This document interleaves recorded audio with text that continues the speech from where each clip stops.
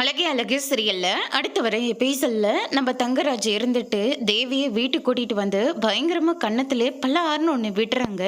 எவ்வளோ தைரியமா இருந்தா அங்க உட்காந்துக்கிட்டு ஆம்பளைங்களை பத்தி தரகுறைவா பேசிக்கிட்டு இருப்பீங்க அப்படின்ற மாதிரி சொல்றாங்க. உடனே நம்ம தேவி இருந்துட்டு அப்படி நாங்க என்னங்க தப்பா பேசிட்டோம் அப்படின்ற மாதிரி சொல்லிட்டு இருக்காங்க.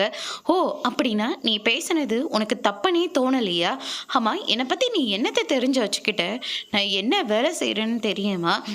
ஒரு நாளைக்கு எவ்வளோ நேரம் வேலை செய்கிறேன்னு உனக்கு தெரியுமா? எவ்வளோ சம்பாதிக்கிறேன்னு உனக்கு தெரியுமா? அப்படின்னு சொல்லிட்டு ஏகப்பட்ட கேள்வியாக கேட்டுக்கிட்டே போகிறாங்க. ஒரு நாளைக்கு நான் எத்தனை தடவை பாத்திரம் கழுவுறேன்னு தெரியுமா? வீடு எத்தனை தடவை பெருக்கிறேன்னு உங்களுக்கு தெரியுமா?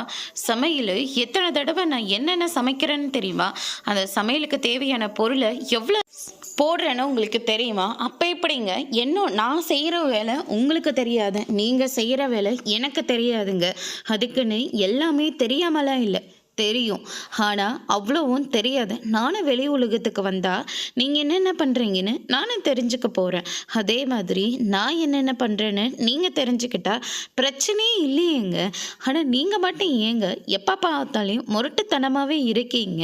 நான் அப்படி என்னங்க தப்பு பண்ணிட்டேன் அப்படின்ற மாதிரி சொன்ன உடனே நீயும் உங்கள் அண்ணனும் சேர்ந்து போட்டு ஒரு ட்ராமாவை போட்டு என் தங்கச்சி எங்கிட்டேருந்து பறிச்சிட்டீங்கல்ல.